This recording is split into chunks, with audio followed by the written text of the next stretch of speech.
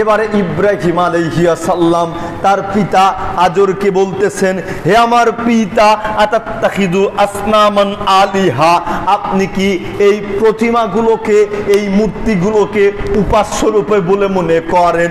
আপনি কি এই প্রতিমাগুলোকে, এই মূর্তিগুলোকে, পাথর দিয়ে তৈরি করা, মাটি দিয়ে তৈরি করা মূর্তিগুলোকে রব বলে মনে করতেছেন, উপাস্য রূপে মনে করতেছেন? ইন্নী আরাকা ওয়া কওমাকা ফি যালালিম মুবিন, হে আমার পিতা, আমি দেখতে পাচ্ছি আপনি এবং আপনার সম্প্রদায়ের যত লোকজন রয়েছে সকলেই পথ ভ্রষ্টতার মধ্যে নিমজ্জিত রয়েছে, সকলেই ক্ষতিগ্রস্ত হবে। আমি স্পষ্ট দেখতে পাচ্ছি ইব্রাহিম আলাইহিস সালাম আপ্রাণ চেষ্টা করতেছেন নিজ পিতাকে ক্ষতিগ্রস্ত হওয়া থেকে বাঁচানোর জন্য। ইব্রাহিম আলাইহিস সালাম আপ্রাণ চেষ্টা করতেছেন নিজ সম্প্রদায়ের লোকজনদেরকে জাহান্নামের আগুন থেকে বাঁচানোর জন্য, কিন্তু না না না, তারা শোনে না, তারা শোনে না। ওয়া ইযা কিলা লাহু তাকিল্লাহা আখাযাতহুল ইজ্জাতু বিল ইসমি ফাহসবুহু জাহান্নাম, যখন ইব্রাহিম আলাইহিস সালাম তাকে এবং তার সম্প্রদায়ের লোকজনদেরকে বললেন, হে পিতা, হে সম্প্রদায়ের লোকজন, আপনারা একমাত্র আল্লাহ তাআলাকেই ভয় করেন, আল্লাহ তাআলারই ইবাদত করেন, কিন্তু আজরকে অহংকারে ভর করে নিল, আত্ম অহমিকায় ভর করে নিল, সে পাপাচারিতায় লিপ্ত হয়ে গেল। আমার ছেলে ছোট্ট একজন বালক, সে আমাকে বলতেছে আমার ধর্ম ত্যাগ করতে হবে, মূর্তি পূজা করে আসতেছি বাপ দাদার আমল থেকে, আজকে ছোট্ট বালকের কারণে আমাকে মূর্তি পূজা ত্যাগ করতে হবে, আমি এত বড় মাপের মানুষ, ছোট্ট একটা মানুষের অনুসরণ করতে হবে। এই অহংকার যখন তার পিতা আজরের মধ্যে চলে আসলো, তখন ইব্রাহিমের কথা শোনা তো বহু দূরের কথা, সে পাপাচারিতায় লিপ্ত হয়ে গেল।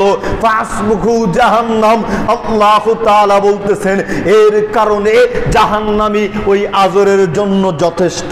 অলাবি ইসাল মিহাদ, তা কতই না নিকৃষ্ট আবাসস্থল, তা কতই না নিকৃষ্ট আবাসস্থল। এতক্ষণ পর্যন্ত দেখলেন ইব্রাহিম আলাইহিস সালামের অনুনয় বিনয়, যে বাবা ফিরে আসেন, বাবা ফিরে আসেন, আপনি আমার জন্মদাতা পিতা, আপনি আমাকে লালন পালন করেছেন, খাদ্য দিয়েছেন, পোশাক পরিধান করিয়েছেন, আপনি ক্ষতিগ্রস্ত হবেন, এটা আমি সহ্য করতে পারবো না, আপনি ফিরে আসেন, আপনি ফিরে আসেন। কিন্তু ফিরে আসে নাই, ফিরে আসে নাই। এতক্ষণ যে কয়টা আয়াত শুনলাম, এই আয়াতগুলোতে ইব্রাহিম আলাইহিস সালামের পিতা আজর নীরব ভূমিকা পালন করলেন, তাই না? মনে হচ্ছে একেবারে সাদা সিধে মানুষ, ওই যে কি বলে, মেনা তেনা সেরার জম।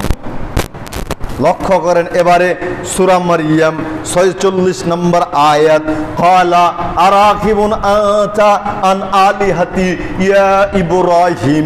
এবারে ইব্রাহিম আলাইহিস সালামের পিতা আজর চিৎকার দিয়ে বলতেছে, হে ইব্রাহিম, তুমি কি আমাদের মূর্তিদের থেকে মুখ ফিরিয়ে নিচ্ছ?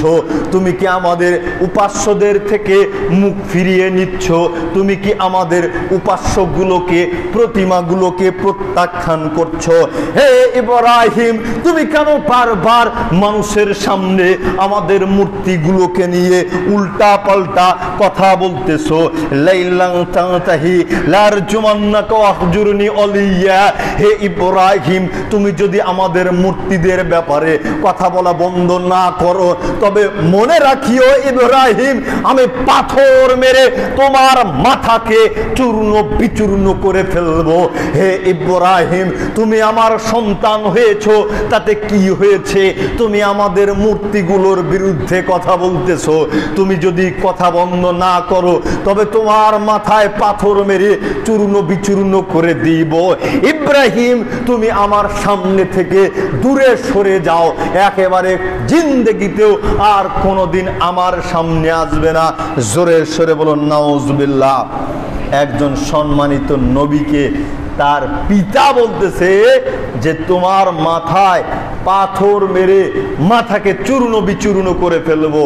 ইব্রাহিম, তুমি আমার সামনে থেকে চলে যাও, আর জিন্দেগিতেও কোনোদিন আমার সামনে আসবে না। দেখেন বেটা কাকে বলে, সোল কাকে বলে, আর নবী কাকে বলে।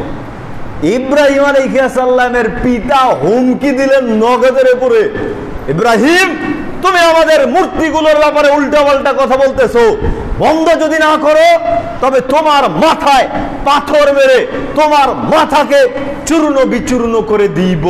কিন্তু দেখেন